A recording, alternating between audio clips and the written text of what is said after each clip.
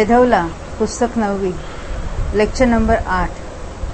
ओम नमः सिद्धेभ्यः। ओम नमः सिद्धेभ्यः। ओम नमः सिद्धेभ्यः। ओम शुद्धात्मने नमः। नमो अरिहन्ताणम्। नमो सिद्धाणम्। नमो आयर्याणम्। नमो वज्रायाणम्। नमो लोये सवसामूणम्। रणुभागभागमेत्तो विजत्थदोषस्य सम्भवोणति तं प्रणमियजिननाहम् संकममनुभागगोयरमोक्षम्। यह श्री वीरसेनाचार्य रचित जयधवला टीका है, जो कषाय पाहुड़ तथा चूनी सूत्र ग्रंथों पर लिखी हुई है, जिनके कर्ता है गुणधर भट्टारक तथा यतिवृषभ आचार्य, जिन्होंने भगवान महावीर के उपदेश के अनुसार इन ग्रंथों की रचना की है। 9वीं पुस्तक जो बंधक नाम का अर्थाधिकार है, उसमें संक्रमण की बात देखते हुए उत्तर प्रकृति संक्रमण में अभी हम पृष्ठ संख्या 46 पर आ गए, 46। अपना भी जघन्य अनुभाग संक्रामक का काल कितना है उत्तर प्रकृतियों में, उसकी बात चल रही थी। तो एक जीव की अपेक्षा यहाँ काल देख रहे थे। तो मिथ्यात्व का जघन्य अनुभाग का संक्रमण लगातार चले तो कितने काल तक चलता है? तो जघन्य से भी अंतर्मूर्त और उत्कृष्ट से भी अंतर्मूर्त, उससे ज्यादा नहीं। अजघन्य का कितना चले? तो जघन्य काल अंतर्मूर्त, अजघन्य के बाद फिर असंख्यात लोग। हाँ, और फिर लंबा काल चलता रहे तो असंख्यात लोग। वैसे 8 मध्य कषायों की भी बात उन्होंने बताई। सम्यक प्रकृति का जघन्य का काल कितना है? वो कब होता है? तो क्षपणा के वो कृतकृत्य वेदक के एक, यानी वो तो एक समय प्लस आवली वाली थी, यानी एक समय के लिए होगा। उसी को जघन्य को, उसी को उत्कृष्ट कहो, क्योंकि वहीं पर जघन्य होता है, अन्यत्र नहीं। और उसका अजघन्य का कितना होगा काल? अजघन्य ने उत्कृष्ट अनुत्कृष्ट सारा अजघन्य, जो जघन्य नहीं वो सारा अजघन्य है। 132। तो किसी ने जघन्य काल एक अंतर्मूल, किसी ने सम्यक को प्राप्त किया, औक्षमिक सत्ता तैयार हुई तो उत्कृष्ट अनुभाग रहा, उत्कृष्ट है नहीं अजघन्य है। अंतर्मूर्त में क्षपणा कर दी तो अजघन्य का जघन्य काल अंतर्मूर्त, और अजघन्य का उत्कृष्ट काल कितना है? तो हमने देखा तो 3 बार पल्ले का असंख्या का बीच बीच में, और 2 बार 66 साधन। ये उसका अजघन्य का उत्कृष्ट काल देखा था।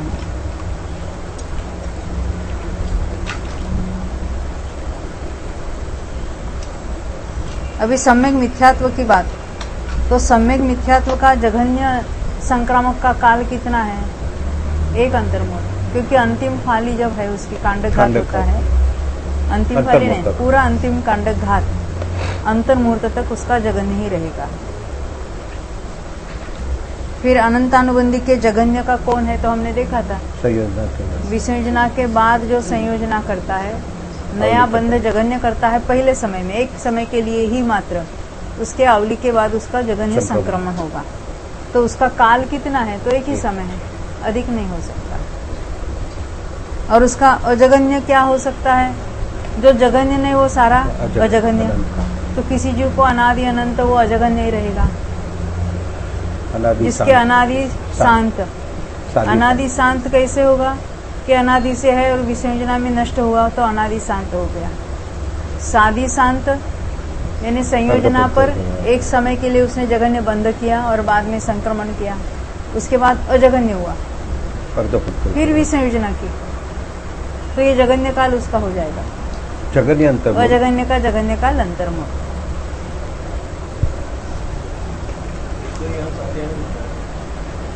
सादी शांत, सादी शांत में दो जघन्य और उत्कृष्ट। सादी शांत में दो भेद, जघन्य में जघन्य। क्योंकि विसंयोजना के बाद संयोजना की। पहले समय में जगन्य बंध किया, उसके आवली के बाद जगन्य संक्रमण हुआ, फिर उसके पश्चात दूसरे तीसरे समय में अजगन्य अजगन्य अजगन्य चला। अंतर्मुहूर्त में सम्यक भी प्राप्त किया, फिर दोबारा विसंयोजना की तो सत्ता नष्ट हुई, तो अजगन्य भी संक्रमण रुक गया, तो उसका मिनिमम काल अंतर्मुहूर्त। अजगन्य का सादी शांत उत्कृष्ट काल कितना होगा? हाँ, अर्धभूतगल परावर्तन, क्योंकि पहली बार एक बार किया और फिर लास्ट में जाके उसने किया।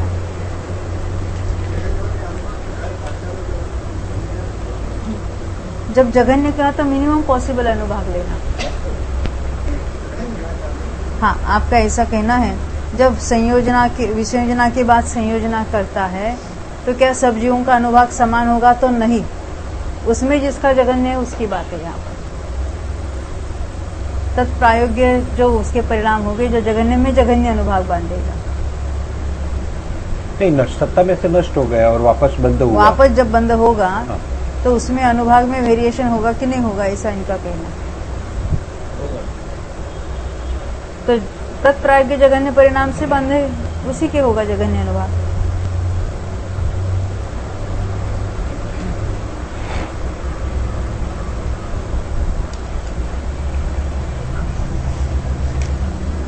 अब आगे बढ़ते हैं। यहाँ तक तो हमने पढ़ा था। अब 4 संज्वलन और पुरुष वेद की बात करेंगे। चतुसंज्वलन पुरुष वेदानम जहन्न अनुभाग संकामो केवचिरम कालादो होदी।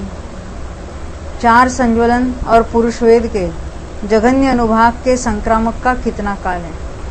जब ये प्रश्न ऐसा आता है तो पहले विचार करना कि जगन्य का स्वामित्व कौन होगा। क्षपण। तो हमने देखा था क्रोध संज्वलन की क्षपणा करने वाला। क्रोध वेदक के अंतिम समय में जो बंध किया है अनुभाग का, वो मिनिमम पॉसिबल है। वो नवक बंध जो है, 2 आवली और 2 समय कम 2 आवली, उस समय उसकी वो अंतिम अनुभाग यानी उसके अंतिम खाली खिलेगी, तो वहां उसका जघन्य अनुभाग होगा। तो एक समय के लिए होगा। बढ़ेंगे हम यहाँ। यह सूत्र सुगम है। जहन नुक्कस्य न एय समूह, एय भी लिखते हैं, एग समूह के एय समूह।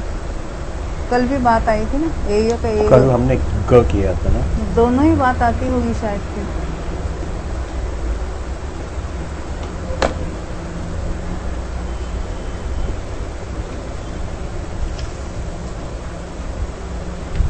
वहां एम समूह हुआ था, ए समूह या एय जीवेण, एय भी शब्द आता है, एय।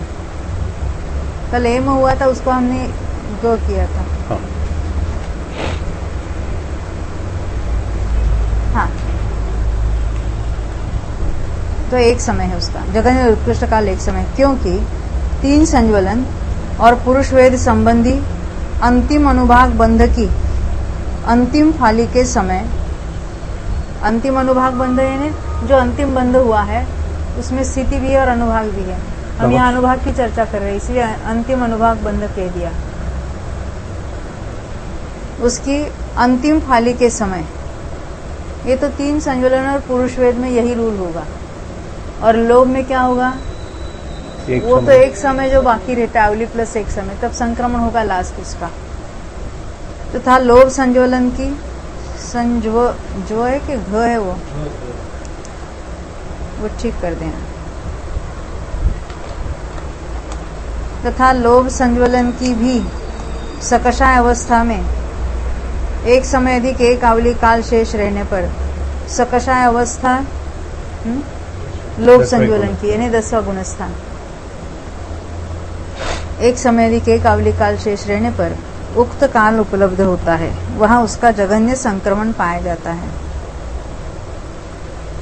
अजघन्य अनुभाग संकामो अनंतानुबंधीणम भंगो, उनके अजघन्य अनुभाग के संक्रामक का अनंतानुबंधियों के समान भंग है। जिस प्रकार अनंतानुबंधियों के अजघन्य अनुभाग के संक्रामक के 3 भंग कहे, उसी प्रकार इनकी भी प्ररूपणा करनी चाहिए, क्योंकि इसमें कोई विशेषता नहीं है। कौन सा होगा? 3 भंग कौन से हो गए? अनादि अनंत। हाँ, अनादि अनंत, अनादि शांत और सादि शांत। सादी शांत तो में सादि शांत का जगन्य काल कितना होगा? अंतर्मुहूर्त हाँ, कैसे बोलो? श्रेणी में असंक्रामक हो गया और वापस संक्रामक। श्रेणी में, उपशम श्रेणी में, उपशम श्रेणी में कहना चाहिए। उपशम श्रेणी में असंक्रामक हुआ और फिर वापस संक्रामक हुआ, तो उसकी शादी हो गई, दोबारा उपशम श्रेणी पर चढ़ गया, तो फिर अंत हो गया उसका। जगन्य तो उसमें है ही नहीं, उपशम श्रेणी में तो जगन्य है ही नहीं, जगन्य तो क्षपक श्रेणी में ही है। तो उपशम श्रेणी असंक्रामक हुआ था, फिर संक्रामक हुआ तो अजगन्य ही रहा, फिर दोबारा उपशम श्रेणी चढ़ी तो अजगन्य से फिर असंक्रामक हो गया, यानी उसका अजगन्य का काल अंतर्मूर्त रहा। और उत्कृष्ट काल ये उपार्ध पुद्गल परावर्तन, शुरू में पहले भाव में एक बार उपशम श्रेणी चढ़ के उतरा था, तब से शुरू हुआ अजगन्य, और लास्ट में और फिर जब अर्ध पुद्गल परावर्तन के अंत में शपथ श्रेणी में जगन्य कर दिया तो अजगन्य का अंत हुआ। तो ये इतना इन्हें कथन वैसा ही है जैसा अनंतानुबंधी में।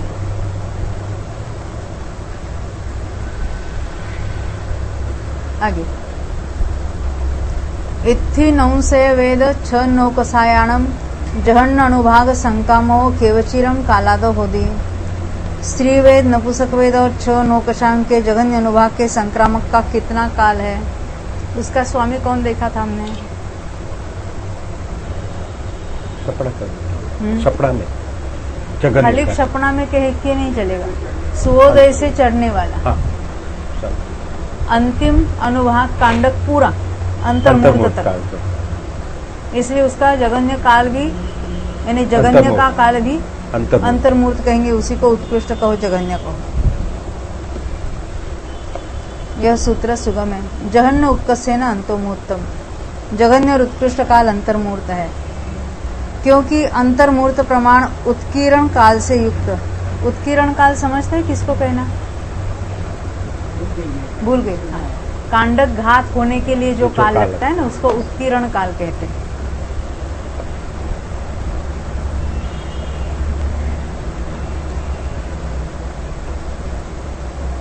उसको कांडकोत्कीर्ण भी कहते हैं।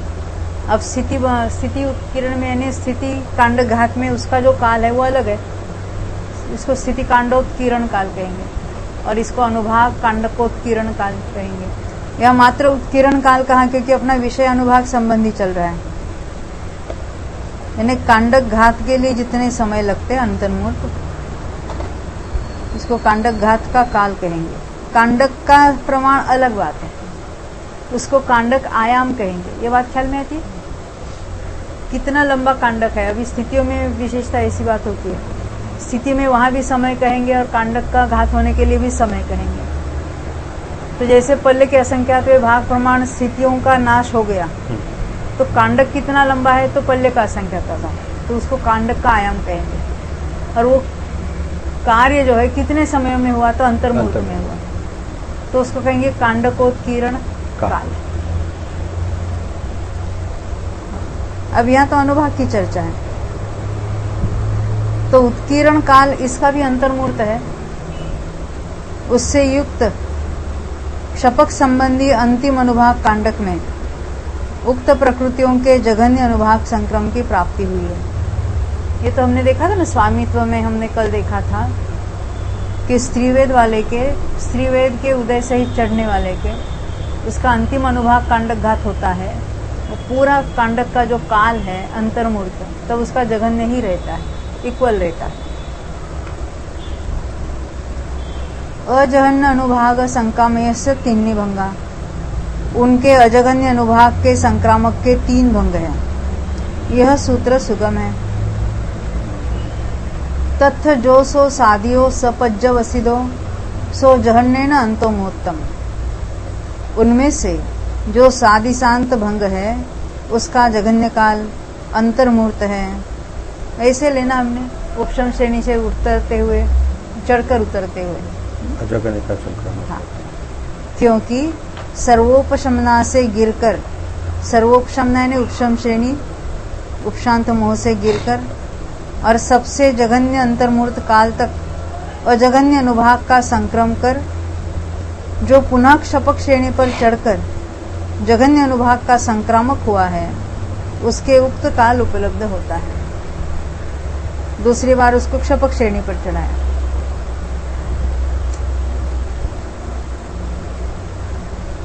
अब इसका उत्कृष्ट काल उपकस्य न उवड्ड पोगल परियट्टम।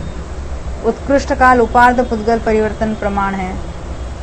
सर्वोपशमना से गिरकर सादी शांत काल है ना, इसलिए पहले असंक्रामक था, फिर अजगन्य हुआ गिरने पर, तथा अर्धपुद्गल परिवर्तन काल तक परिभ्रमण करके उसके अंत में जो उनका असंक्रामक हुआ है उसके उक्त काल उपलब्ध होता है।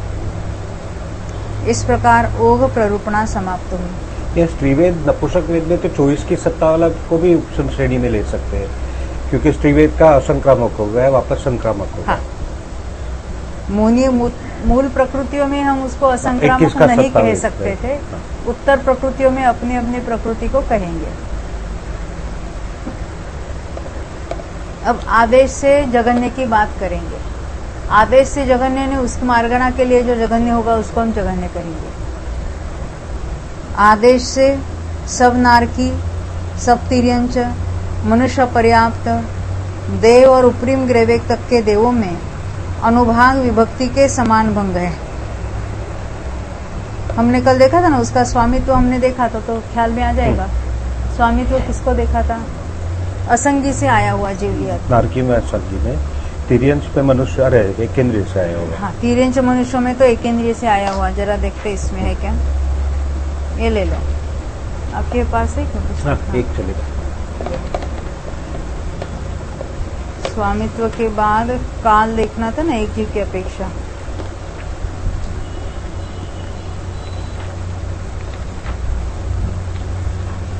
यहाँ 190 पर कल हमने क्या देखा था?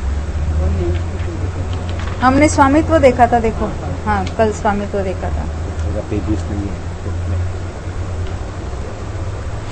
देखो 189 से नीचे शुरू होता है ये। कल हमने इसको पढ़ा था। विशेषार्थ पढ़ा था क्या इसका? हाँ, विशेषार्थ भी पढ़ा था। हाँ, ठीक है।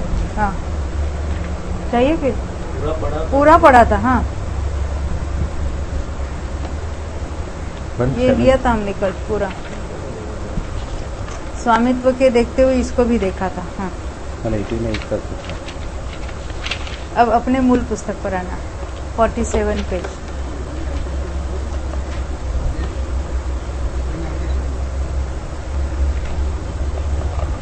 वन 197 में काल आदेश से यहाँ ले लेना।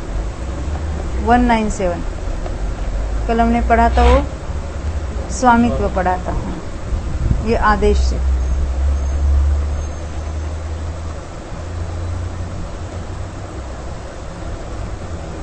आदेश से नारकियों में मिथ्यात्व 12 कषाय और 9 कषायों के जगन्य अनुभाग सत्कर्म का जगन्य काल एक समय है और उत्कृष्ट काल अंतर्मुहूर्त है। वो जगन्य के साथ आया एक समय में, वो तो अजगन्य हो गया। अजगन्य अनुभाग सत्कर्म का जगन्य काल अंतर्मुहूर्त कम 10,000 वर्ष और उत्कृष्ट काल, क्योंकि उत्कृष्ट अंतर्मुहूर्त तक रहा, पहले से लेके आया था। अंतर्मुहूर्त के बाद अनुत्कृष्ट हुआ, तो लगातार उतना ही रहा। ये जगन्य में जगन्य काल।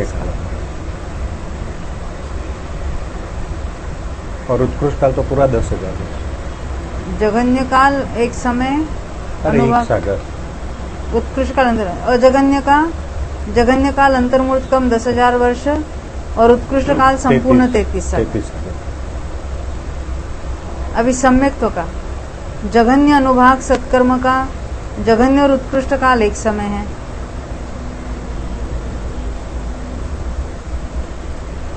वहां तो अनुभाग विभक्ति की बात चल रही थी। उत्कृष्ट का जगन्य काल, उत्कृष्ट का जगन्य काल कैसा होगा? ये कांडक के पहले एक समय के लिए आया नहीं, कांडक का लास्ट समय यहाँ पे हुआ। कैसे होगा? नहीं, वो तो नहीं होगा जगन्य। अच्छा, जो ये यहाँ पे कि उद्वेलना करने वाला लेना। उत्कृष्ट का जगन्य काल, विभक्ति में तो घटित होता है। उद्वेलना का लास्ट कंडक्ट यहाँ पे ले लिया, एक यानी समय के उसका लिए। जघन्य काल एक समय वो तो घटित होता है। जघन्य का काल चल रहा है, जघन्य का काल, और अजघन्य का काल एक समय है, वो उद्वेलना में लेना। जघन्य का विभक्ति में तो कृतकृत्य वेदक में ले हाँ। सकते हैं, और इसमें अनुभाग संक्रमण में जघन्य का एक समय कैसे होगा? एक आवली प्लस एक समय के बाकी लिए। है कृतकृत्य वेदक का, यहाँ और पे यहाँ उत्पन्न आया हुआ, है, तो पहले उसका नरक। एक समय घटित होगा। और अजघन्य का एक समय वो कंडक्ट में, उद्वेलना कंडक्ट में। उद्वेलना में घटित होगा। उद्वेलना करते करते आया है, आवली प्लस एक समय बाकी है, और लास्ट कंडक्ट, वो उसने आवली में प्रवेश हाँ। कर दिया तो असंक्रामक हो गया।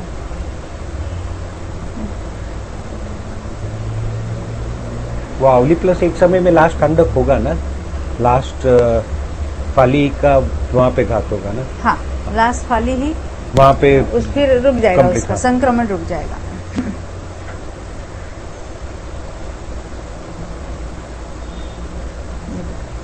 दूसरी से लेकर 7 दो लाइन पढ़े। सम्यक मिथ्यात्व में सम्यक के समान ही लिया है, उसमें तो उद्वेलना वाला ही लेना है। यानी उसका नरक में जघन्य तो रहेगा ही नहीं, थ्रू आउट तो होगा ही उत्कृष्ट ही रहेगा। और ये जो अभी हमने नरक में देखा, ये पहली पृथ्वी में घटित होगा। दूसरी से लेकर क्या होगा 7वीं तक? 22 प्रकृतियों के जघन्य अनुभाग कर्म का। 22 कौन से है? अनंतानुबंधी 22 प्रकृति का जगन्य काल, मिथ्या तो 12 कशा और 9 कशा। अनंत अनुबंधी समय समय मिथ्या तो कोई छोड़, उसका जघन्य अनुभाग सत्कर्म का जघन्य काल अंतर्मूर्त होगा। ये तो विश्व योजना में होगा ना। मिथ्यात्व आदि के विसंयोजना कहाँ होती सॉरी, है? मिथ्यात्व तो का जगन्य को वहाँ पे कैसे होगा?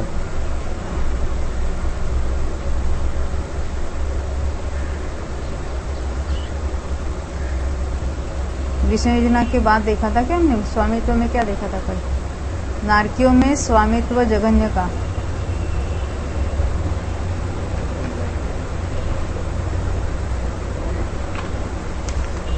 जघन्य की बात, जघन्य का स्वामी। कल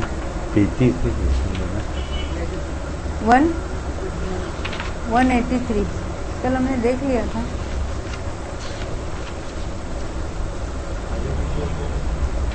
नहीं, आगे पीछे भी नहीं है। 183 कल पढ़ा था पर मालूम नहीं, आज 183 तो नहीं मिल रहा है। 183 हाँ, बराबर है आपका। दूसरी से लेकर 7वीं पृथ्वी तक में जिसने अनंतानुबंधी की विसंयोजना की, हाँ। ऐसे समय दृष्टि के होते हैं। बराबर है। तो अनंतानुबंधी को छोड़ना पड़ेगा ये 22 प्रकृति में। क्या क्या?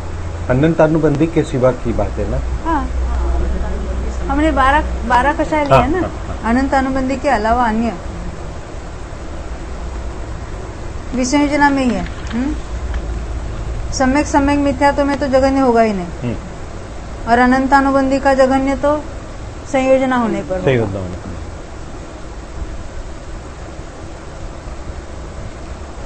ये तो नरक में हो गया। तिर्यंचों में के किसके होगा जघन्य? एक इंद्रिय में क्या है वो? तो एकेंद्रियों में जो हत समुत्पत्ति करता है वो अधिक से अधिक या कम से कम जघन्य कितने काल तक? तो कम से कम एक समय तक, और अधिक से अधिक अंतर्मूर्त तक अंतर्मूर्त। रहेगा।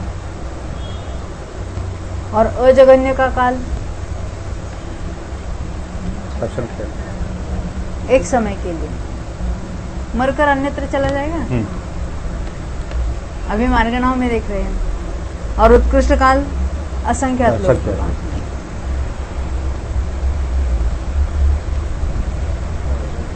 लोक ये सम्यक मिथ्यात्व का ऐसे ही ले लेना।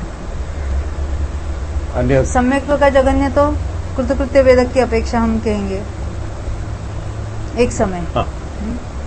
और अजघन्य का जघन्य काल, अंतर अजघन्य जो जघन्य नहीं है तो उत्कृष्ट ले सकते वहां पर। तो उद्वेलना करने वाला एक समय के लिए रहा तो उसका एक समय ले लें। और अधिक से अधिक काल, तो अजगन्यकाय ने हमने जो उत्कृष्ट का काल देखा था, तिर्यंचों में रखना है उसको, ओघ में नहीं। तो 3 पल्ले वाला रखना, उसके पहले पल्ले का असंख्यात्वा भाग, यानी तिर्यंच ने संगी पंचेंद्रिय में उसने सम्यक को प्राप्त किया तो सत्ता तैयार हुई, तो उत्कृष्ट निभाग हुआ। उत्कृष्ट यानी वो अजगन्य है। फिर पल्ले के असंख्यात्व भाग तक उद्वेलना करता रहा, एक इंद्रिय में भेजना। उद्वेलना पूरी होने के पहले ही फिर सम्यक प्राप्त कराना, उपशम सम्यक प्राप्त कराना। कहाँ? भोगभूमि में जाकर, यानी बीच में यथायोग्य संगी में आ जाएगा वो। फिर 3 पल्ले तक रहा वहां समय दृष्टि, तो उसका उत्कृष्ट ही रहा। तो पल्ले के असंख्यात्व भाग अधिक 3 पल्ले।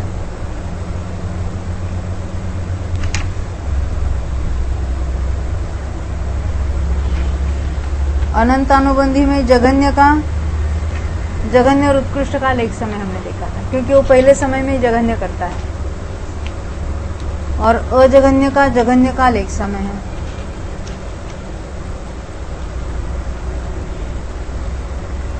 और उत्कृष्ट काल असंख्यात पुद्गल परावर्तन का।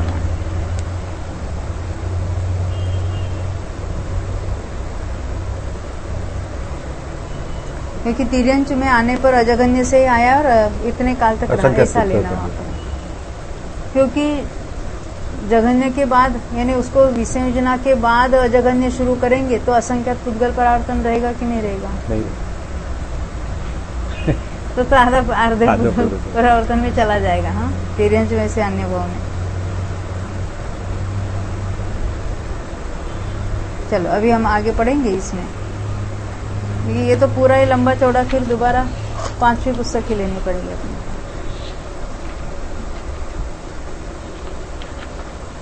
तो यहाँ हम फिर पढ़ते हैं आदेश से 47 पृष्ठ पर 144 नंबर का पॉइंट, नीचे से 4थी लाइन। आदेश से सब नार की सब तिर्यंच मनुष्य अपर्याप्त देव और उपरिम ग्रेवेक तक के देवों में अनुभाग विभक्ति के समान भंग है।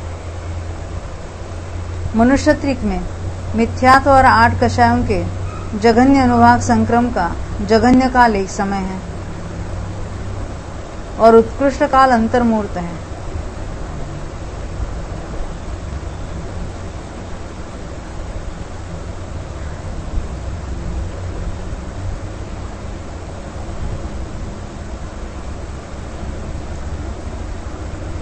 ये कैसे होगा एक समय?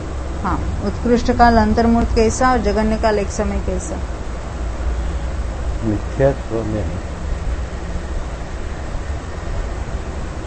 कहना चाहते कोई? ओघ में मिथ्यात्व 8 कषायों का जघन्य किसके होता है? सपना में। नहीं, एक इंद्रिय में। तो एक इंद्रिय में से जघन्य करके आया है वो। एक समय के लिए जघन्य रहा। तो वहाँ जघन्य काल बीता, एक समय बाकी तो मनुष्य में आया। या जघन्य कितने काल तक रहता है? अंतर्मूर्त तक रहता है। तो जघन्य करके यहाँ आ गया है वो, अंतर्मूर्त तक रहेगा जघन्य, फिर अजघन्य हो जाएगा।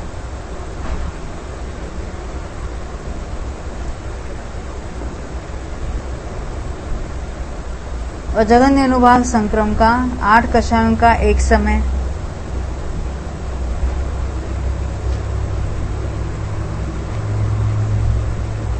तथा मिथ्यात्व का अंतर्मूर्त और सबका उत्कृष्ट काल अपनी अपनी काय स्थिति प्रमाण है। देखो, इसका विशेषार्थ में खुलासा कर रहे हैं मेरे ख्याल से। पहले ये पैराग्राफ पढ़ लेते हैं। सम्यक्त्व 8 कषाय और पुरुष वेद के जघन्य अनुभाग संक्रम का जघन्य और उत्कृष्ट काल एक समय है। ये मनुष्य त्रिक में बात चल रही है ना। तथा 8-9 कषाय, पहले 8 कषाय लिए, अभी 8-9 कषाय और सम्यक मिथ्यात्व के जघन्य अनुभाग संक्रम का जघन्य और उत्कृष्ट काल अंतर्मूर्त है। क्योंकि हमने देखा था 6-9 कषाय का तो होता ही है, स्त्री वेद और नपुंसक वेद का भी अंतर्मूर्त तक जघन्य होता है लगातार। और मनुष्य त्रिक में तो ये क्षपणा में वगैरह होगा ही। सम्यक्त्व आदि उन्हीं सब प्रकृतियों के अजघन्य अनुभाग संक्रम का जघन्य काल एक समय है और उत्कृष्ट काल अपनी अपनी स्थिति प्रमाण है। अजगन्य यानी जो उत्कृष्ट रहेगा, जिसकी सत्ता है, अपनी स्थिति प्रमाण वो रह सकता है। अजगन्य है तो वहाँ पे जगन्य से अजगन्य होगा ना, उत्कृष्ट का तो बात ही नहीं है। सम्यक तो का जगन्य से अजगन्य होगा ही कैसे? हाँ। जगन्य तो मात्र क्षपणा के अंतिम आवली प्लस एक समय में रहता है, तो उसका अजगन्य कैसे लेना कि सत्ता नहीं थी और तैयार हुई तो अजगन्य ने उत्कृष्ट है, उसको अजगन्य कहेंगे हम। तो मनुष्य त्रिक में कैसे लेना? जितनी मनुष्य की स्थिति है उतनी उसकी रही स्थिति। सम्यक तो प्राप्त करके छूट गया है, अभी सम्यक तो में रहेगा तो लगातार मनुष्य नहीं रहेगा, इसलिए पहले भाव में सम्यक तो प्राप्त करके छूट गया उसका। और ये मनुष्य के भाव कितने हैं? पूर्व कोटि पृथक्त्व, और उसकी सत्ता कितने काल तक रहती है? पल्ले के असंख्यात भक्त, यानी पूरे वो अभी मिथ्यात्व में रहेगा तो उसकी सत्ता तो रहेगी ना सम्यक प्रकृति की। नहीं, यहाँ पे सम्यक तो आदि 19 प्रकृति का अजगन्य अनुभाग संक्रम का जगन्य काल एक समय, सो श्रेणी से नीचे उतरा और एक समय में मरण होगा, वो कौन सा होगा ना? अजगन्य का श्रेणी में क्या इसका जघन्य हो सकता है? नहीं होता है, तो अजगन्य का एक समय कैसा घटित श्रेणी में से उतरा, एक समय के लिए संक्रमण हुआ और मरण हो गया। श्रेणी में से उतरने से श्रेणी में क्या हुआ? उसमें असंक्रामक हो गया। क्यों? उपसम श्रेणी चढ़ा था। हाँ, तो असंक्रामक हो गया। नहीं हुआ ना। सम्यक प्रकृति की जब तक सत्ता है उत्कृष्ट ही रहता है। हाँ, सम्यक्त्व की बात नहीं घटित होगी, तो सम्यक्त्व का अजगन्य का दर्शन होने की असंक्रामक नहीं होते, तो सम्यक्त्व का अजगन्य का एक समय कैसे होगा? उद्वेलना में होगा। अच्छा, मनुष्य गति में आया, मनुष्य गति में आया और उद्वेलना पूरी हो गई उसकी। उत्कृष्ट है ना, यानी उसको अजगन्य नहीं कहेंगे। हाँ।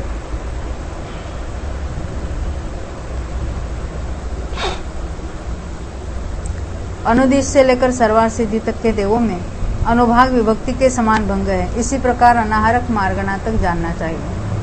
वहां भी जघन्य होगा तो अनंतानुबंधी की विसंयोजना वाले के हो जाएगा वहां पर जघन्य विशेषार्थ। यहाँ पर मनुष्य त्रिक में सब प्रकृतियों के जघन्य और अजघन्य अनुभाग संक्रम के काल का अलग से निर्देश दिया है। खुलासा इस प्रकार है। यह संभव है कि कोई जीव सूक्ष्म एकेंद्रिय के हतसमुत्पत्तिक अनुभाग के साथ मनुष्य त्रिक में कम से कम एक समय तक, वहां से आया है ना, और अधिक से अधिक अंतर्मूल तक रहे। मनुष्य में रहे ऐसा नहीं, जगन्य अनुभाग के साथ रहे, वो बात है। क्योंकि एक समय में मनुष्य में रहेगा और मर जाएगा ऐसी बात नहीं है। पहले क्या लिखा है? सूक्ष्म एकेंद्रिय के हतसमुत्पत्तिक अनुभाग के साथ, यानी उतना ही अनुभाग कितने समय तक रह सकता है? एक समय तक रह सकता है, या अधिक से अधिक अंतर्मूल तक। इसलिए तो इनमें मिथ्यात्व और मध्य की 8 कषायों के जघन्य अनुभाग संक्रम का जघन्य काल एक समय और उत्कृष्ट काल अंतर्मूर्त कहा। ये बात ख्याल में आई ना? तथा इनमें मिथ्यात्व के अजघन्य अनुभाग संक्रम का जघन्य काल अंतर्मूर्त, इनकी जघन्य आयु की अपेक्षा 8 कषायों का जघन्य काल एक समय, ये अपेक्षा के बाद कॉमा लगा लेना, यानी जघन्य आयु की अपेक्षा है। अभी 8 कषायों की बात बता रहे। 8 कषायों का जघन्य काल एक समय उपशम श्रेणी की अपेक्षा, या मरण के मनुष्य त्रिक है ना, तो मार्गणा बदल गई।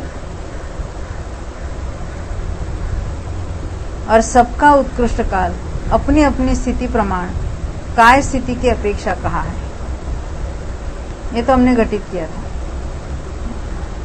सम्यक्त्व तथा 4 अनंतानुबंधी और 4 संज्वलन के जघन्य अनुभाग संक्रम का जघन्य और उत्कृष्ट काल एक समय इसलिए कहा है क्योंकि इनका जघन्य अनुभाग संक्रम एक समय के लिए ही प्राप्त होता है। सम्यक्त्व का तो जब क्षपणा में एक आवली एक समय बाकी है तब, अनंतानुबंधी में संयोजना करने पर एक समय के लिए, और 4 संज्वलन में, लोभ में तो अंतिम ले लेना आवली प्लस एक समय। और क्रोध मान माया लोभ में अंतर्मुख जो अंतिम बंद हुआ है अनुभाग नहीं, बंधन। एक समय के लिए। हाँ, तो 2 समय कम 2 आवली के पश्चात हम्म। उसका उतना जघन्य रहेगा, वहां उसका संक्रमण भी होगा। वो जो स्वामित्व को देखकर जान लेना चाहिए तथा सम्यक्त्व के अजघन्य अनुभाग संक्रम का जघन्य काल एक समय उद्वेलना की अपेक्षा है ना। यहाँ पर मैंने भी नहीं देखा था ये, क्योंकि दूसरा कोई रास्ता ही नहीं ना उसके। अजघन्य ने उत्कृष्ट रखना उसको एक समय के लिए। अनंतानुबंधी के अजघन्य अनुभाग संक्रम का जघन्य काल एक समय अपने स्वामित्व के अनुसार इनमें एक समय तक रखने की अपेक्षा तथा 4 संज्वलन के अजघन्य अनुभाग संक्रम का जघन्य काल एक समय उपशम श्रेणी की अपेक्षा कहा है। या अजगन्य अनुभाग का अनंतानुबंधी में एक समय संयोजना की आवली के पश्चात जघन्य होगा और पीछे दूसरे समय में अजगन्य हो गया। हाँ। और मरण होगा, ऐसे ले सकते हैं ना। अजगन्य का एक समय ना। हाँ, कितना जल्दी मरण नहीं होगा ना। संयोजना की एक आवली के पश्चात जघन्य हुआ, पीछे अजगन्य अनंतानुबंधी के अजगन्य अनुभाग संक्रम का जघन्य काल एक समय, क्योंकि भी संयोजना के पहले तो ले नहीं सकते क्योंकि मरण नहीं होगा। विसंयोजना में तो मरण, संयोजना में भी मरण नहीं होता है एक समय में। तो अजगन्य पर आवली के बाद हो सकता है। हाँ, आवली और एक समय लिया ना, आवली 2 समय मिनिमम अंतर्मुक्त हो जाएगा उसमें।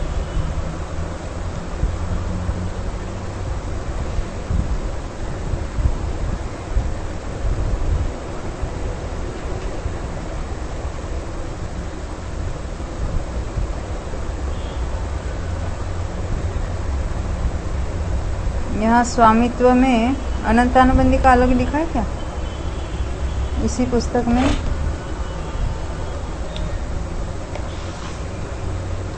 $39 पुष्प है।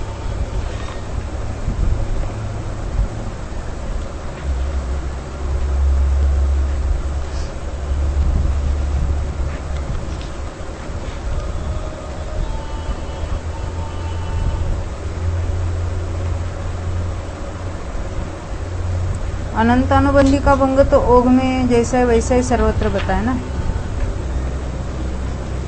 क्योंकि अनंतानुबंधी का कथन सबके लिए समान है। वहाँ पे तो अजगन्य का एक समय घटित अजगन्य का एक समय वहाँ पे घटित नहीं होगा। हाँ, नहीं होगा।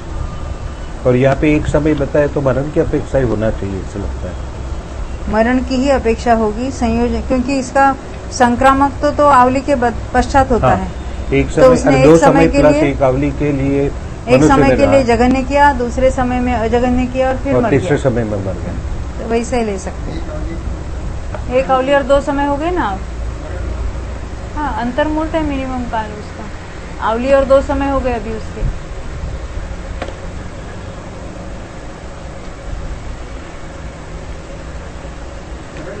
मरण के शासादन में मरण अंतर्मूर्त तक नहीं है।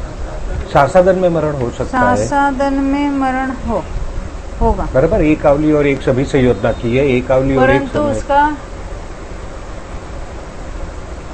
शासादन में एक आवली और एक समय तक रहा। हाँ। संक्रामक हो गया जघन्य। हाँ। फिर असंक्रामक हुआ। हाँ। और फिर मर गया। शासादन में मरण हो सकता है। शासादन में आवली और 2 समय में मर गया, ऐसा ले सकते हैं।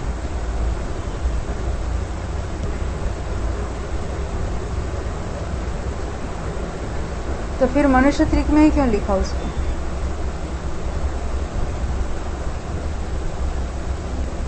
कहाँ गया अपना? विशेषार्थ में देख रहे थे ना। अनंतानुबंधी के अजगन्य अनुभाग संक्रम का जघन्य काल एक समय, शासादन में ही लेना पड़ेगा।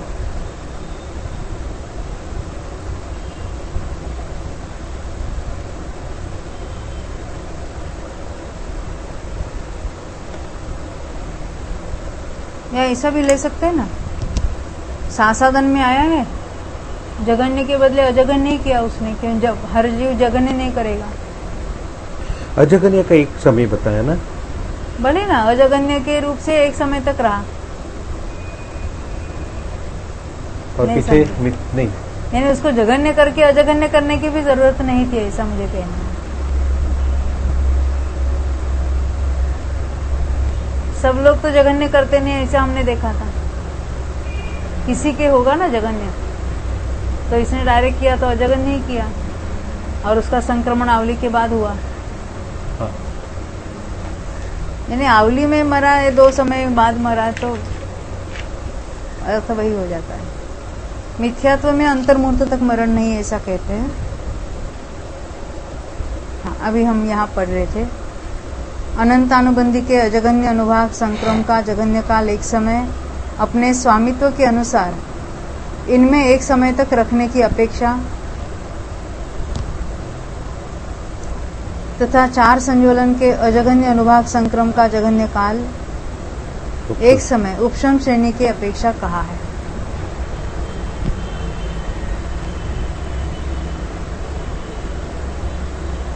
इनके अजगन्य अनुभाग संक्रम का उत्कृष्ट काल, इसकी 4 संज्वलन के अजगन्य का काल एक समय कैसे?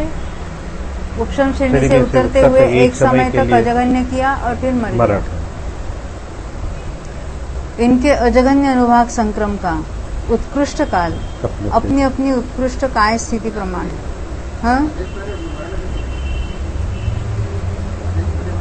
हाँ, आदेश में देख रहे हैं। एक समय के लिए अजगन्य का संक्रामक हुआ और पीछे मरकर अन्य गति में चला गया, क्योंकि देव हुआ ना वहां पर। हाँ। मरकर तो देव मनुष्य में एक समय घटित हुआ। और अजगन्य अनुभाग संक्रम का उत्कृष्ट काल, यानी वो साधी शांत वाला उत्कृष्ट काल लेना है। अपनी अपनी उत्कृष्ट काय स्थिति प्रमाण यह स्पष्ट है। यानी उसने जगन्य किया ही नहीं ना। हाँ। हाँ, पूरी काय स्थिति इस मार्गणा में आए तो अजगन्य ही था। हाँ। वो अजगन्य ही रहा। सम्यक मिथ्यात्व और 8-9 कषायों के जगन्य अनुभाग संक्रम का जगन्य और उत्कृष्ट काल अंतर्मुहूर्त इसलिए कहा है क्योंकि वह अपने अपने अंतिम कांडक के पतन के समय होता है। ये तो हमने पहले भी देखा था, उसका स्वामित्व, जो स्वामित्व को देखकर जान लेना चाहिए। उसमें अलग अलग किए थे, स्त्री वेद कहा था अलग, नपुंसक वेद अलग कहा था, और 6 कषाय अलग कहे थे। तथा सम्यक मिथ्यात्व के मिथ्वा हुआ है, सम्यक मिथ्यात्व के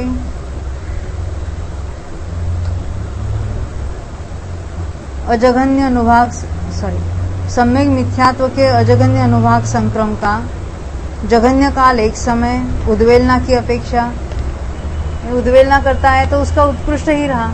एक समय में अंतिम कांडक गिर गया तो संक्रमण रुक गया। और 8-9 कषायों के अजगन्य अनुभाग संक्रम का जगन्य काल एक समय उपशम श्रेणी की अपेक्षा कहा, यानी उसका संक्रमण रुक गया था, उतरते समय शुरू हुआ, मरण के तो एक समय रहकर मरण हुआ। इनके अजगन्य अनुभाग संक्रम का उत्कृष्ट काल अपनी अपनी काय स्थिति प्रमाण है, यह स्पष्ट ही है। यानी थ्रू आउट वो जगन्य हुआ ही नहीं, अजगन्य ही रहा। यहाँ पर जहाँ उद्वेलना की अपेक्षा एक समय काल कहा है, सो उसका भाव यह है कि सम्यक और सम्यक मिथ्यात्व के उद्वेलना संक्रम में एक समय शेष रहने पर मनुष्य त्रिक में उत्पन्न करावे और इनके अजगन्य अनुभाग संक्रम का जगन्य काल एक समय ले आवे। इसी प्रकार जहाँ पर उपशम श्रेणी की अपेक्षा एक समय काल कहा है, सो इसका यह अभिप्राय है उपशम श्रेणी में उतरते समय यथास्थान, क्योंकि हर एक प्रकृतियों का कहाँ शुरू होगा वो अलग अलग है।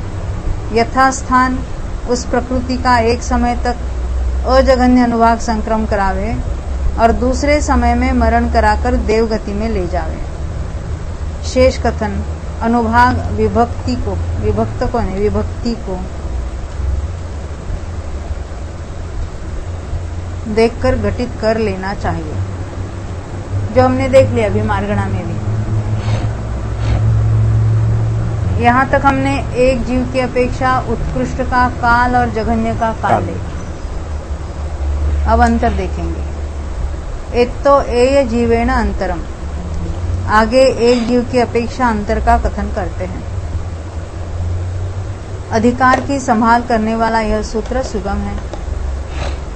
मिच्छत्तस्य उक्कस्य अणुभाग संकामयंतरम केवचिरम कालादो होदी।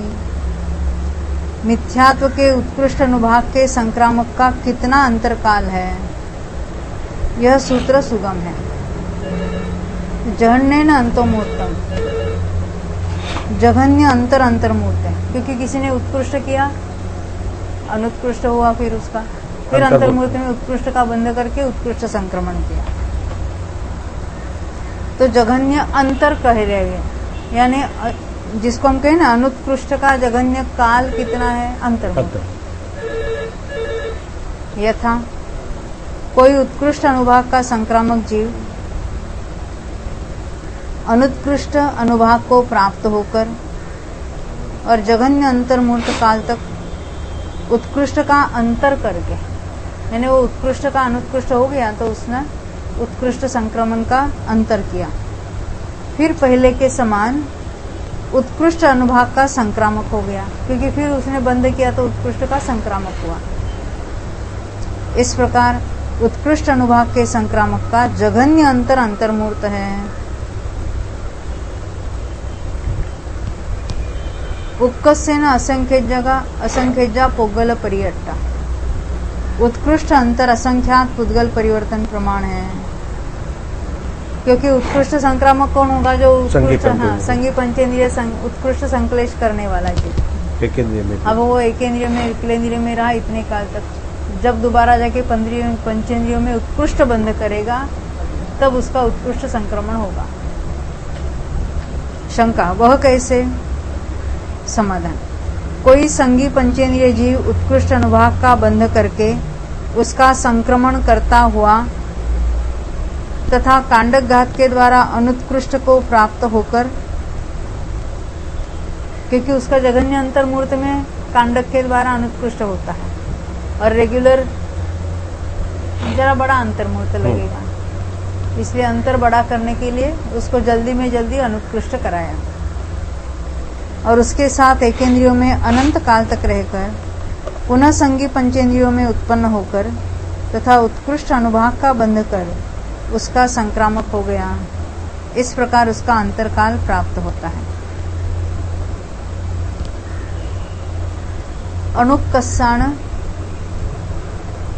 अनुकस्साणु चाहिए, अनुकस्साणुभाग, अनुकस्स अनुभाग।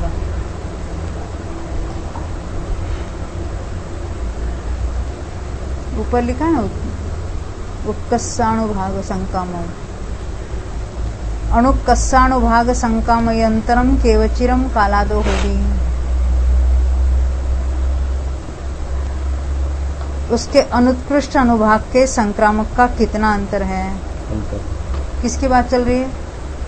मिथ्यात्व के अनुत्कृष्ट अनुभाग का संक्रामक का अंतर। अंतर कब होगा?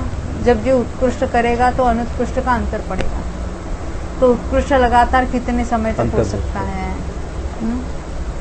अंतर्मूर्त तक तो रहेगा ही। देखो विभक्ति में तो एक समय के लिए उत्कृष्ट बांधा, दूसरे समय में नहीं बांधा, उसमें तो होता है, वो भी स्थिति में। परंतु यहाँ तो अनुभाग जो बंधा है वो तो लगातार अंतर्मुहूर्त तक तो रहेगा ही रहेगा।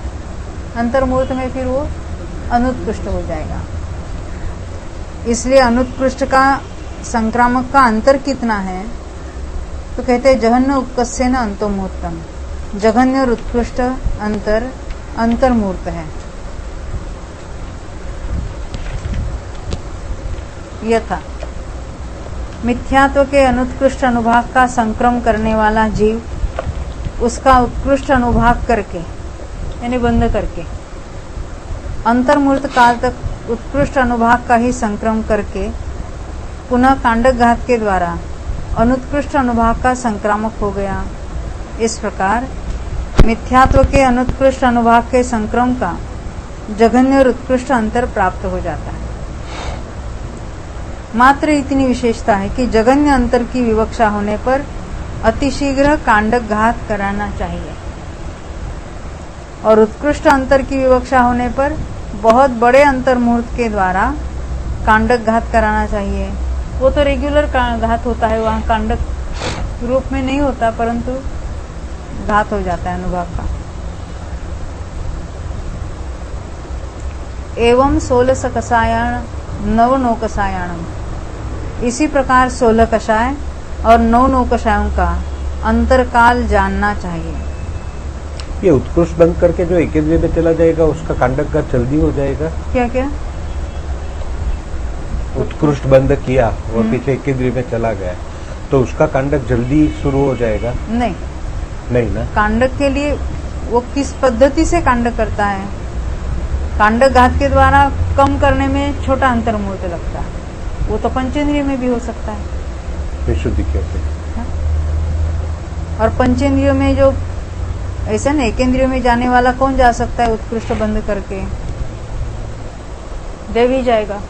एक समय में तो मनुष्य तिर्यंश जाएंगे नहीं, अंतर्मुहूर्त के बाद जाएंगे।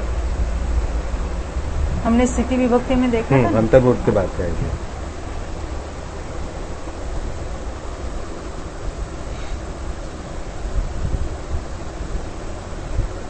देखो 16 कषाय और 9 कषायों की बात कर रहे हैं। जिस प्रकार मिथ्यात्व के उत्कृष्ट और अनुत्कृष्ट अनुभाग के संक्रामकों के जघन्य और उत्कृष्ट अंतर का कथन किया है, उसी प्रकार इन कर्मों का भी कथन करना चाहिए। यह उक्त कथन का तात्पर्य है। अब इन कर्मों के अनुत्कृष्ट अनुभाग के संक्रामक संबंधी विशेषता का कथन करने के लिए आगे का सूत्र कहते हैं। यानी उत्कृष्ट का जो अंतर है वो मिथ्यात्व के समान है। कितना है उत्कृष्ट का अंतर? अंतर नहीं, उत्कृष्ट का अंतर जैसे उत्कृष्ट का जघन्य अंतर अंतर्मुहूर्त और उत्कृष्ट का लंबा अंतर है तो अनंत काल, असंख्यात पुद्गल परावर्तन, अनंत काल। हाँ, अनंत काल। अब अनुत्कृष्ट में कुछ अंतर है, अनुत्कृष्ट के अंतर में वेरिएशन है, फर्क है, वो बता रहे भी। नवरी 12 कषाय 9 कषायाणम अणुकस्साणुभाग संकामयंतरम जहन्नेन एय समो। किंतु इतनी विशेषता है कि 12 कषायों और 9 कषायों के अनुत्कृष्ट अनुभाग के संक्रामकों का जघन्य अंतर एक समय है।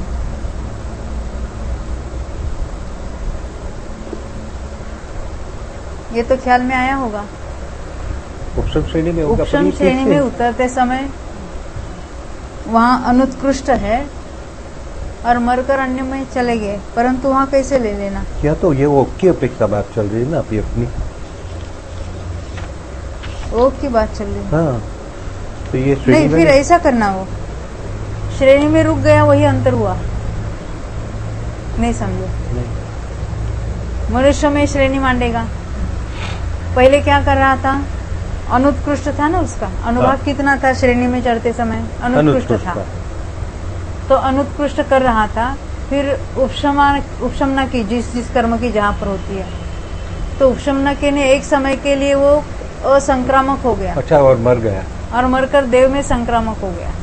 एक समय के लिए असंक्रामक, तो असंक्रामक हुआ। अनुत्कृष्ट का अंतर एक समय के लिए होगा। एक समय के लिए अंतर है। ख्याल में आई बात?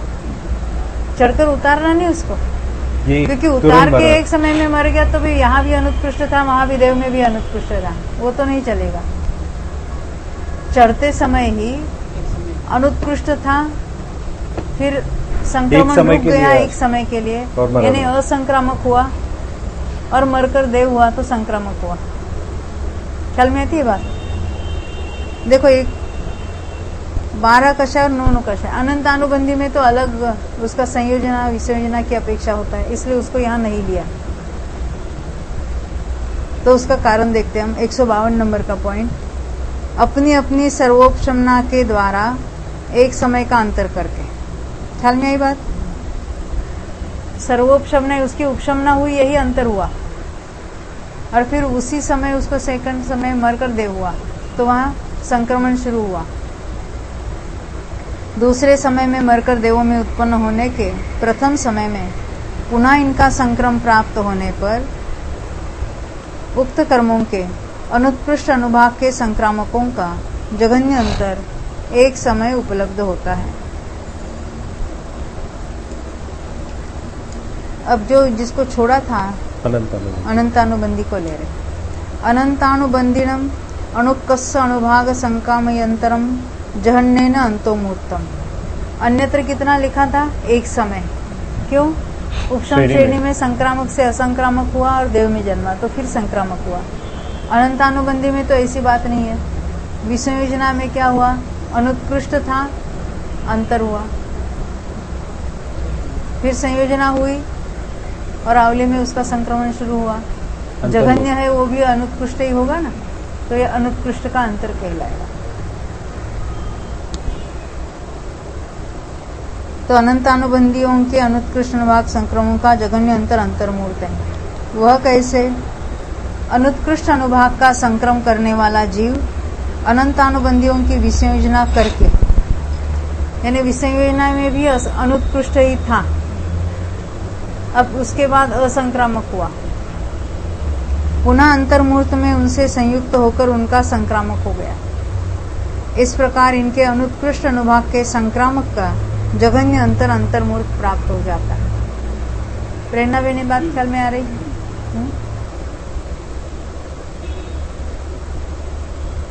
अब अनंतानुबंधी के अनुत्कृष्ट का उत्कृष्ट अंतर,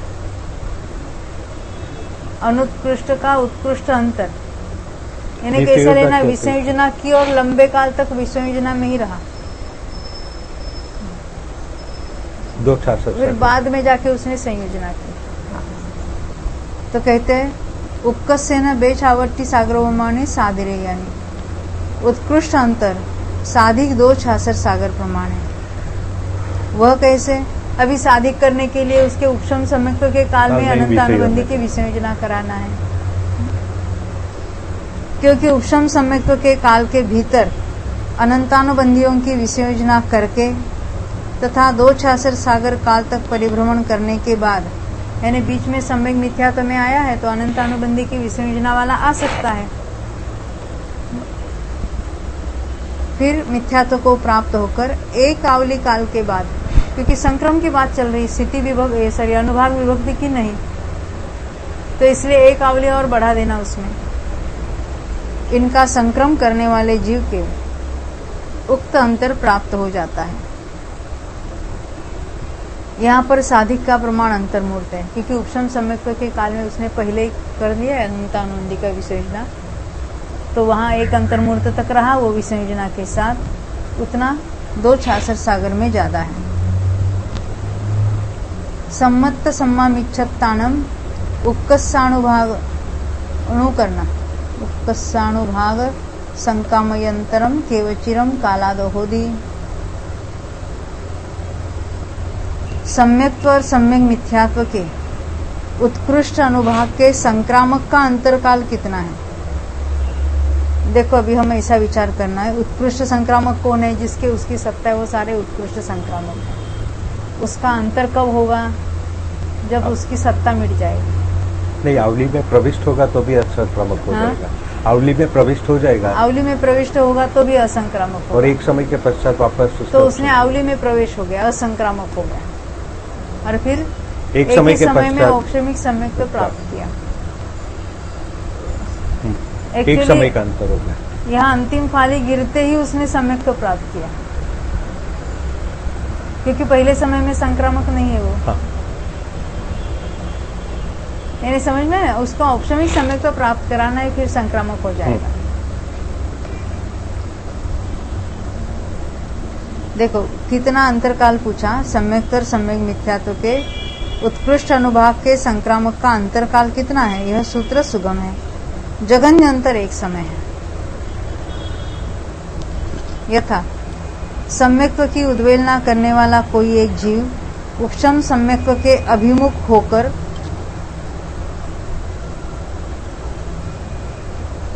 तथा अंतरकरण को समाप्त कर मिथ्यात्व की प्रथम स्थिति के अंतिम समय में सम्यक्त्व की अंतिम फाली का संक्रमण करके, ख्याल है ना, क्योंकि उपशम सम्यक्त्व को प्राप्त किया तो पहले समय में जो अभी शुरू हुए हैं वहां उसका तो संक्रमण नहीं होगा, दूसरे समय से होगा। इसलिए क्या करना है इसको, यहाँ इसका अनिवृत्तिकरण का अंतिम समय और उसी समय उद्वेलना की अंतिम फाली गिर रही है, यानी वहां भी संक्रमण हो रहा है। केवल उपशम सम्यक्त्व के पहले समय में संक्रमण नहीं था, फिर दूसरे समय से संक्रमण शुरू हुआ। तो उपशम सम्यक्त्व के ग्रहण करने के प्रथम समय में असंक्रामक हो गया और इस प्रकार उसका अंतर करके पुनः दूसरे समय में उसके उत्कृष्ट अनुभाग का संक्रामक हो गया। यह अंतरकरण को समाप्त कर, ये तो प्रथम उपशम की बात है, बराबर। प्रथमोपशम सम्यक्त्व के पहले की बात है। सम्यक्त्व के अभिमुख होकर अंतर को समाप्त कर नहीं कहा, अंतरकरण को समाप्त कर, अंतर बनाने की क्रिया। हाँ। देखो क्या कहते हैं, प्रथम उपशम सम्यक्त्व प्राप्त होता है नहीं, क्या होता है, अनिवृत्तिकरण में जब प्रवेश करता है तो बहुत सारा भाग बीत जाता है, तो हाँ। अंतर करता है, अंतर करता है नहीं, वो बीच वाले नीचे के ऊपर नीचे हो जाते हैं। हाँ। उसके नीचे वाले उसको प्रथम स्थिति कहेंगे। हाँ। और ऊपर वाले द्वितीय स्थिति हाँ। कहेंगे। जब तक प्रथम स्थिति में है तब तक मिथ्यात्व का उदय भी है, नया बंध भी है। हाँ। तो अभी यहाँ उसकी उद्वेलना भी ऑलरेडी चल ही रही थी। हाँ। और वहाँ सम्यक्त्व के अभिमुख भी है, वो अंतरकरण भी कर लिया है उसने, फिर भी पहले प्रथम स्थिति में कुछ निषेध बाकी है उसके। हाँ। अब ऐसे करते करते वो एक ही निषेध बाकी है उसका। हाँ। प्रथम स्थिति में वहाँ ऑलरेडी वो उद्वेलना कांडक वाले कांडक कर रहा है। हाँ। तो उसके अंतिम कांडक की अंतिम फाली वहाँ खिल गई, उसकी अनुभाग कांडक घात हुआ। वो अनिवृत्तिकरण का अंतिम समय है। हाँ। नेक्स्ट समय में उपशम सम्यक्त्व को प्राप्त किया। तो उपशम सम्यक्त्व को प्राप्त किया, तभी पहले समय में सम्यक्त्व का संक्रमण नहीं है, दूसरे समय से शुरू हुआ। मेरी बात, यानी सम्यक्त्व का पहला समय ही उसका अंतर है, जबकि वहां सत्ता है परंतु वह संक्रमण अभी शुरू नहीं हुआ है। अनुभाग विभक्ति की बात करते तो उसको कहेंगे वो अभी अनुभाग विभक्ति है क्योंकि सत्ता में है। हमारा विषय संक्रमण का चल रहा है, इसलिए उसको पहला समय छोड़ के दूसरे समय में उसको उत्कृष्ट का संक्रामक बनाना। इस प्रकार सम्यक्त्व के उत्कृष्ट अनुभाग के संक्रामक का जघन्य अंतर एक समय प्राप्त होता है। इसी प्रकार सम्यक मिथ्यात्व के जघन्य अंतर का भी कथन करना चाहिए। उसकी भी जब अंतिम फाली खिरती है तब उसको सम्यक्त्व प्राप्त कराना चाहिए। अब उपकस्य न उवर्ड पोगल पर्यटम, उत्कृष्ट अंतर किसका, सम्यक्त्व और सम्यक मिथ्यात्व का। सम्यक सम्यक मिथ्यात्व के किसका, कौन से पद की, उत्कृष्ट संक्रमण का अंतर कैसा प्राप्त होगा। पहले एक भाव में उसने यानी अर्धपुद्गल परावर्तन पहले सम्यक्त्व प्राप्त पहले के असंख्यात्व भाग में और फिर मिथ्यात्व में गया और उसने उद्वेलना पूरी कर दी। पहले का असंख्यात्व भाग होगा, फिर वो बिना सत्ता का रहा और लास्ट में जाकर जब सम्यक्त्व प्राप्त किया तो सत्ता हो गई उसकी, तो उत्कृष्ट का संक्रमण भी शुरू हो गया उसका। यहाँ समाधान पढ़ेंगे। अर्धपुद्गल परिवर्तन के प्रथम समय में प्रथमोपशम सम्यक्त्व को प्राप्त होकर तथा अतिशीघ्र मिथ्यात्व में जाकर सम्यक्त्व तथा सम्यक मिथ्यात्व की उद्वेलना करके अंतर का प्रारंभ किया। पुनः उपार्ध पुद्गल परिवर्तन काल तक परिभ्रमण करके संसार के स्तोक रह जाने पर पुनः उपशम सम्यक्त्व को प्राप्त होकर दूसरे समय में उनका संक्रामक हो गया।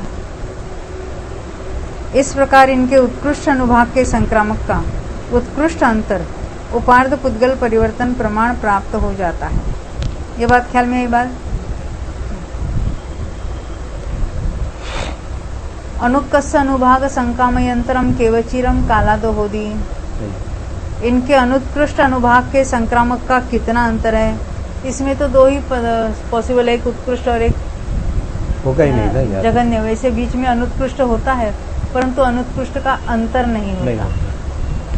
सपना में अनुत्कृष्ट कब होता है शुरू? सपना में। हाँ, क्षपना में शुरू होता है। पहले कांड वो लगातार अनुत्कृष्ट कितने काल तक रहेगा? अंतर्मुहूर्त, एक अंतर्मुहूर्त तक, क्योंकि वो एक एक कांडक होते रहते हैं और फिर जाके वो जघन्य हो जाएगा, क्षपना पूरी होगी। अंतर के लिए दोबारा अनुत्कृष्ट होना चाहिए, वैसा नहीं होगा।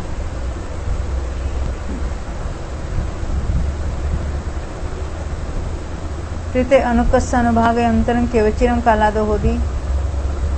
अनुत्कृष्ट अनुभाग के संक्रामक का कितना अंतर है? प्रश्न चिन्ह।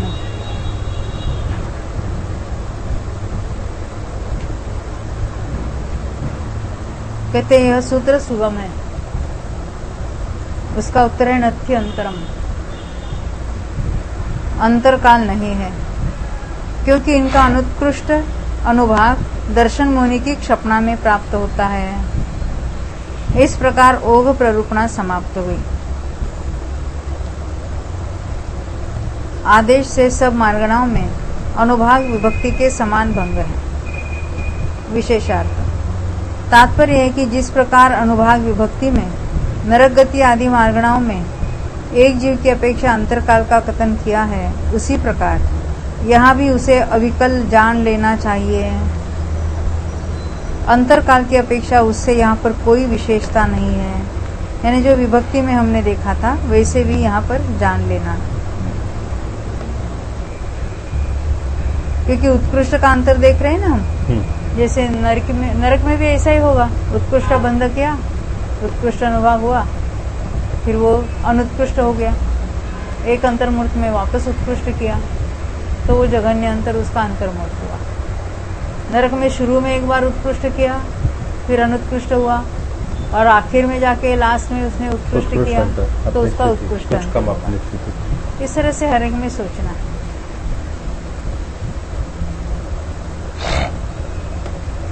एक तो जघन्य अंतरम, आगे जघन्य अंतर का कथन करते हैं।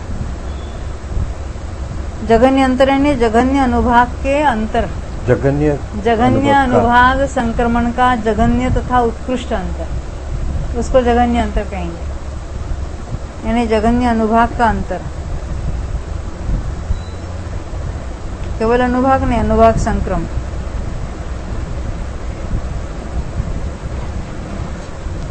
तो उत्कृष्ट अनुभाग के संक्रामक के अंतर का कथन करने के बाद आगे जघन्य अनुभाग के संक्रामक के अंतर का कथन करना चाहिए, यह उक्त कथन का तात्पर्य है।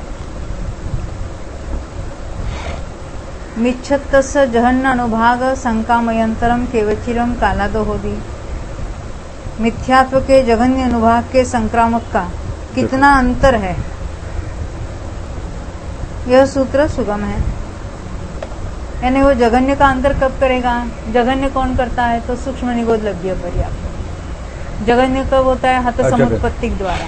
फिर उसने अजघन्य ने थोड़ा उससे ज्यादा बंद किया और अंतर्मूर्त में लौट कर फिर जघन्य, फिर उसने घात किया अंतर्मूर्त में, तो जघन्य हुआ। तो इसका मिनिमम पॉसिबल अंतर हुआ। तो कहते जघन्य न अंतोमुत्तम, जघन्य अंतर अंतर्मूर्त है। यथा सूक्ष्म एकेंद्रिय संबंधी हत समुत्पत्तिक रूप जघन्य अनुभाग के संक्रम से अजघन्य अनुभाग को प्राप्त होकर फिर भी अंतर्मूर्त के द्वारा घात कर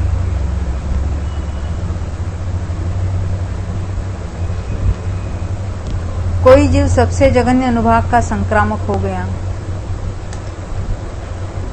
इस प्रकार मिथ्यात्व के जघन्य अनुभाग के संक्रामक का जघन्य अंतर्मुहूर्त प्राप्त हो जाता है। यानी पहले एक बार घात किया, फिर अजघन्य हुआ, फिर दोबारा घात किया, फिर जघन्य हुआ, तो जघन्य का अंतर कहलाएगा। जो अजघन्य का काल है वो जघन्य का अंतर है। पहले हमने अजघन्य का उत्कृष्ट काल कितना देखा था? असंख्यात लोग देखा, वो यहाँ अंतर बताएंगे।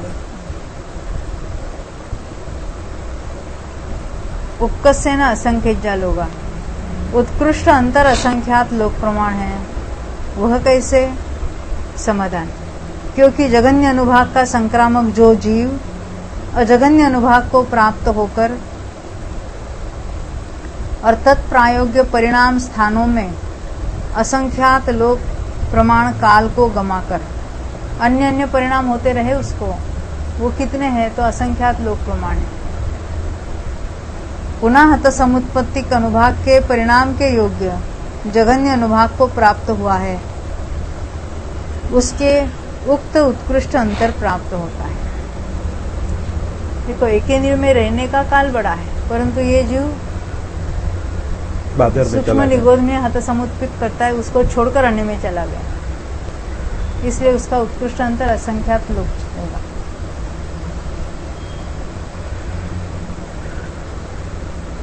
अजहन्न अनुभाग संकाम यंत्रम के वचिरम कालादो होदी, उसके ने मिथ्यात्व के अजगन्य अनुभाग के संक्रामक का कितना अंतर है।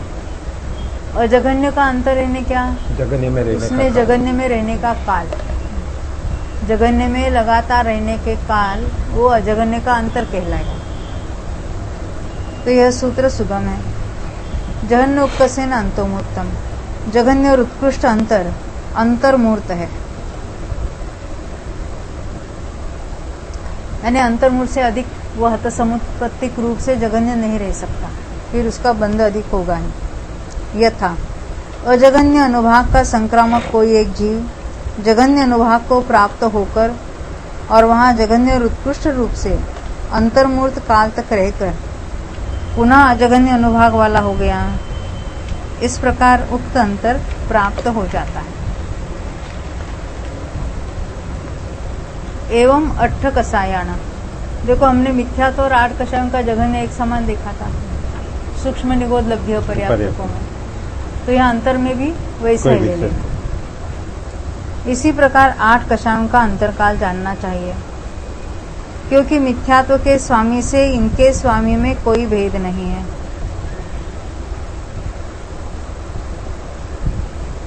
अब यहाँ पर प्राप्त होने वाली थोड़ी सी विशेषता का कथन करने के लिए आगे का सूत्र कहते हैं, यानी इनकी विशेषता में जो कोई अजगन्य में अंतर जो है उसको बता रहे हैं यहाँ पर। किंतु इतनी विशेषता है, इनके अजगन्य अनुभाग के संक्रामक का कितना अंतर है, यह सूत्र सुगम है। जहन्य न ये समो, जगन्य अंतर एक समय है, क्योंकि सर्वोपशमना के द्वारा अंतर को प्राप्त हुए जीव के उक्त अंतरकाल उपलब्ध होता है, यानी उसने एक समय अजगन्य का असंक्रामक हो गया, पहले अजगन्य था, असंक्रामक हो गया, मरकर देह हुआ, फिर संक्रामक हो गया।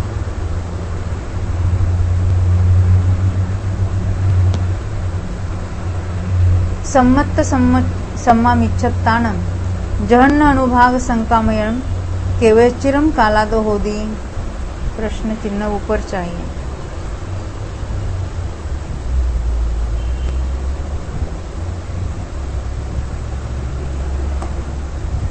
मैंने क्या पूछ रहे, सम्यक और सम्यक मिथ्यात्व के जगन्य अनुभाग के संक्रामक का अंतर कितना है, क्योंकि उसका जगन्य किसके होता है, तो क्षपणा में होता है, तो अंतर नहीं हो सकता। यह सूत्र सुगम है। नथ्य अंतरम, अंतर काल नहीं है, क्योंकि क्षपणा में उत्पन्न हुए जगन्य अनुभाग संक्रम की पुनः उत्पत्ति नहीं होती। अब अजहन्न अनुभाग संकामयंतरम केवचिरम कालादो होदी, उनके अजगन्य अनुभाग के संक्रामक का कितना अंतर है, यह सूत्र सुगम है। अभी इनके बारे में अजगन्य ने वो असंक्रामक करा देना, उसको भी उद्वेलना कर पूरे कर एक समय। हाँ, आगे देखा था ना, तो अजगन्य अनुभाग का संक्रामक का कितना अंतर है, यह सूत्र सुगम है। जहन्य ने ये समो उपकस्य न उवड्ड पुग्गल पर्यटम, जगन्य अंतर एक समय है। अभी जो हमने देखा था अजगन्य था, यानी उत्कृष्ट ही था, जो उत्कृष्ट में बताया वही अजगन्य के लिए होगा लागू, कि उद्वेलना करते करते अंतिम कांड कभी हुआ, उसका अनिवृत्तिकरण के अंतिम समय में, एक समय के लिए असंक्रामक और एक समय के लिए असंक्रामक है प्रथमोपम संयुक्त के पहले समय में, दूसरे समय से में संक्रामक हुआ। तो ये एक समय अंतर घटित हुआ। और उत्कृष्ट अंतर, हाँ, यानी कुछ कम अर्ध पुद्गल परावर्तन, उद्वेलना पूरी कर दी। और ये दोनों सूत्र सुगम है। इन्हें उद्वेलना करके इतने काल तक वो मिथ्यात्व में रहा। अनंतानुबंधीनम जहन्न अनुभाग संकामयंत्रम केवचिरम कालादो होदी। अनंतानुबंधियों के जघन्य अनुभाग के संक्रामक का कितना अंतर है। यानी एक बार जघन्य किया और दोबारा जघन्य करना चाहिए। तो जघन्य का स्वामी कौन है? संयोजना करने वाला। तो अर्लीस्ट दोबारा विसंयोजना करके फिर संयोजना करनी है, कितना काल लगेगा? हाँ? अंतर्मूर्त लगेगा ना। हाँ। तो कितना अंतर है? यह सूत्र सुगम है। जहन्य न अंतोमूर्तम, जघन्य अंतर अंतर्मूर्त है। यथा अनंतानुबंधियों के संयुक्त होने के प्रथम समय में हुए नवक बंध एक आवली के बाद जघन्य रूप से संक्रम करके तथा उसके बाद द्वितीय आदि समयों में अजगन्य अनुभाग संक्रम के द्वारा उसका अंतर करके जघन्य का अंतर हो गया दूसरे समय से। फिर अतिशीघ्र काल के द्वारा विसंयोजना पूर्वक तत्प्रायोग्य जघन्य परिणाम से संयुक्त होकर, ये लिखा ना यहाँ तत्प्रायोग्य। हाँ, अरविंद भाई ने जो बताया, क्या सबको जघन्य होगा? तो कहते तत्प्रायोग्य जघन्य परिणाम से संयुक्त होकर उसी को जघन्य अनुभाग बंधेगा। एक आवली के बाद जो पुनः जघन्य अनुभाग का संक्रामक हो गया उसके उक्त जघन्य अंतर प्राप्त होता है। तो यहाँ पे क्या सासादन में जघन्य हो सकता है कि मिथ्यात्व गुणस्थान में जघन्य होगा? संयोजना करेगा। हाँ, संयोजना तो सासादन में जघन्य हो सकता है कि मिथ्यात्व में जघन्य हो सकता है? ऐसा तो कहीं स्पष्ट लिखा नहीं है यहाँ पर, है ना। जो तत्प्रायोग्य जघन्य परिणाम से संयुक्त होकर, इतना ही लिखा। यानी वो कितना होगा? तो अंतर जघन्य अंतर अंतर्मूर्त प्राप्त होता है। उपकस्येन वड्ड पुद्गल पर्यटम, उत्कृष्ट अंतर उपार्थ पुद्गल परिवर्तन प्रमाण है।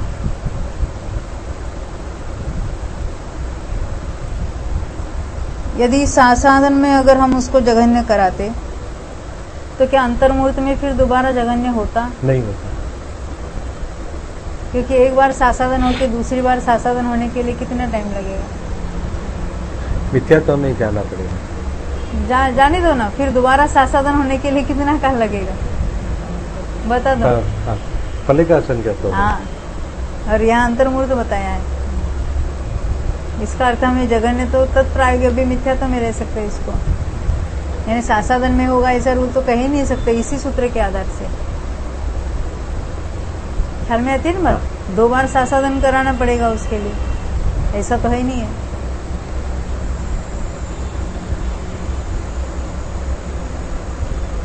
हाँ, उत्कृष्ट अंतर उपार्थ पुद्गल परिवर्तन प्रमाण है। यथा पूर्वोक्त विधि से ही जघन्य अनुभाग संक्रम का प्रारंभ करके और अंतर करके उपार्थ पुद्गल परिवर्तन काल तक परिभ्रमण करके सिद्ध होने के लिए स्तोक काल शेष रह जाने पर सम्यक्त को प्राप्त होकर तथा अनंतानुबंधी की विसंयोजना पूर्वक परिणामवश उनसे संयुक्त होकर एक आवली के बाद जघन्य अनुभाग का संक्रामक हो गया। इस प्रकार उक्त उत्कृष्ट अंतर प्राप्त हो जाता है। अब आगे, अजहन्न अनुभाग संकामयंतरम केवचिरम कालादो होदी। इनके अजगन्य अनुभाग के संक्रामक का कितना अंतर है? अंतर अनंतानुबंधी की बात चल रही है। उसका अंतर कैसा हुआ? सत्ता में से नष्ट हुआ। हाँ। और फिर उत्पन्न कराना सत्ता, तो जघन्य अंतर होगा। और लंबे काल तक विसंयोजना में रखना तो उत्कृष्ट अंतर होगा। शादी के समय तो जघन्य अंतर अंतर्मूर्त, जहन्नेन अंतोमूर्तम, जघन्य अंतर अंतर्मूर्त है।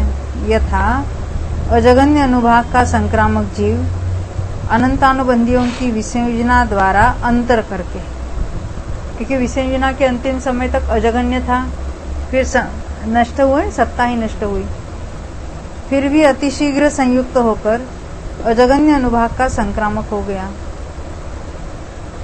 इस प्रकार उक्त अंतर प्राप्त हो जाता है। यह संक्रामक हो गया तो अजगन्य का ही होगा वहां पर।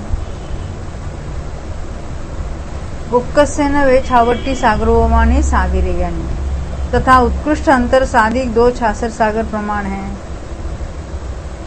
यथा पहले हमने देखा था ना, इसका काल देखा था, यहाँ भी अंतर देख रहे हैं।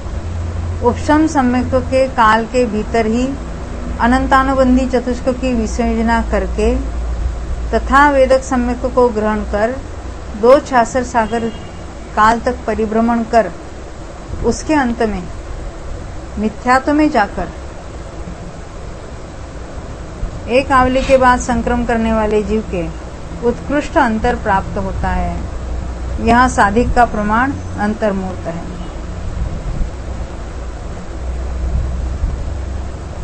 शेषाणम कम्माणम जहन्न अनुभाग संकामयंत्रम केवचिरम कालादो होदी। शेष कर्मों के जघन्य अनुभाग के संक्रामक का कितना अंतर है? क्या यहाँ पर जघन्य का अंतर होगा?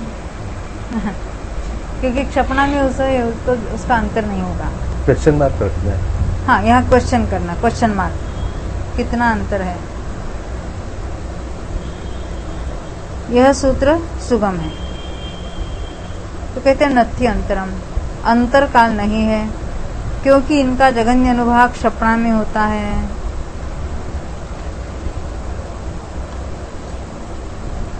अजघन्य अनुभाग संकामयंत्रम केवचिरम कालादो होदी। इनके यानी शेष कर्मों के अजघन्य अनुभाग संक्रामक का कितना अंतर है, यह सूत्र सुगम है। कहाँ पर ले जाना है इसको? हाँ, उपशम श्रेणी में। जघन्य अंतर एक समय है क्योंकि सर्वोपशमना द्वारा एक समय का अंतर करके दूसरे समय में मरकर देवों में उत्पन्न होने के प्रथम समय में संक्रम करने वाले जीव के उक्त अंतर प्राप्त होता है। ये बात ख्याल में आ रही है? पहले हमने वो काल में देखी थी ना, वैसे यहाँ तो अंतर में देखनी है।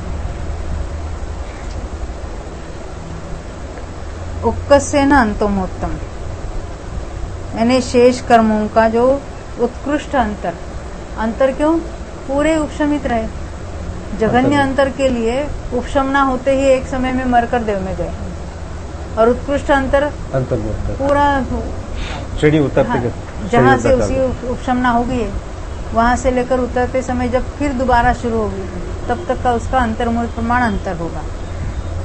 इसलिए कहते उत्कृष्ट अंतर अंतर्मूर्त है क्योंकि सर्वोपशमना के द्वारा अधिक काल तक अंतर करके गिरने के कारण पुनः संक्रम करने वाले जीव के प्रकृत अंतर काल पाया जाता है।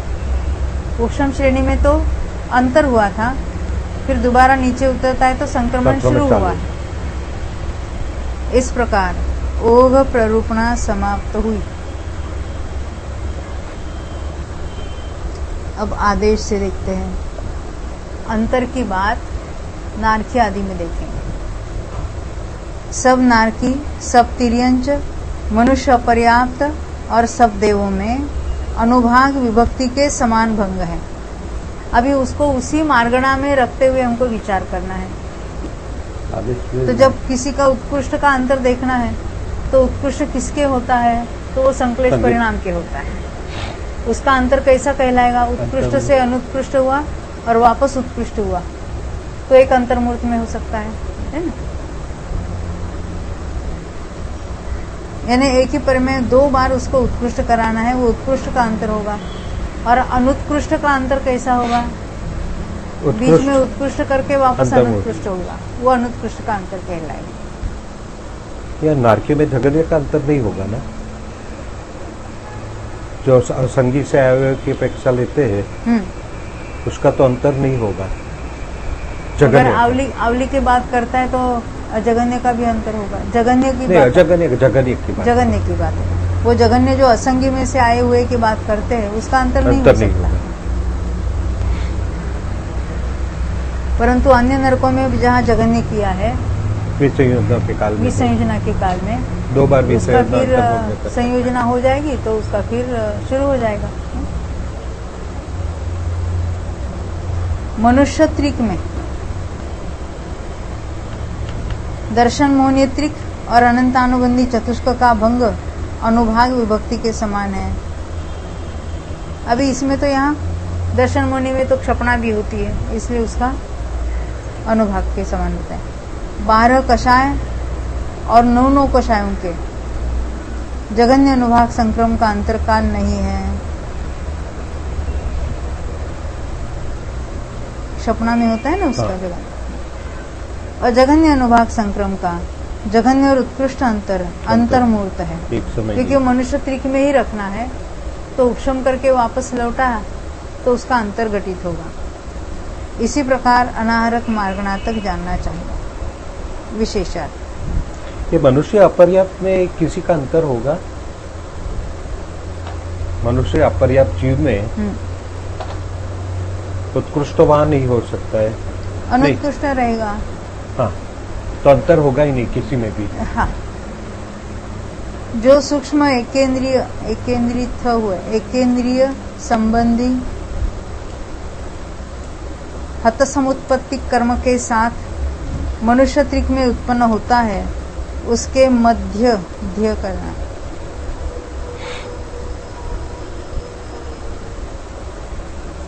उसके मध्य के 8 कषायों का जघन्य अनुभाग संक्रम पाया जाता है तथा 4 संज्वलन और 9 कषायों का जघन्य अनुभाग संक्रम क्षपक श्रेणी में उपलब्ध होता है। इसलिए मनुष्य त्रिक में उक्त प्रकृतियों की जघन्य अनुभाग संक्रम के अंतर का निषेध किया। ये बात ख्याल में आई? दोनों जगह कारण अलग अलग है। 4 संज्वलन 9 कषायों की तो क्षपणा करता है, इसलिए अंतर नहीं। और यहाँ एकेंद्रिय में से आए हुए के जघन्य होता है, इसलिए फिर पूरे लाइफ टाइम में फिर दोबारा जघन्य होने का चांस नहीं है। ये दोनों बातें लेना।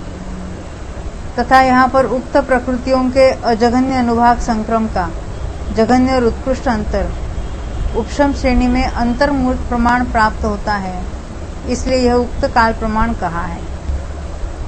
शेष अंतर अनुभाग विभक्ति समान होने से उसके अनुसार जानने की सूचना की है। अब यहाँ अपना अनुयोग समाप्त होता है, उस सन्निकर्ष की बात हम कल करेंगे। हाँ, काल समाप्त हुआ, अंतर समाप्त हुआ। जावाणी के ज्ञान ते सूझे लोकालो, सोवाणी मस्तक नवो सदा देत हो। प्रेरणा में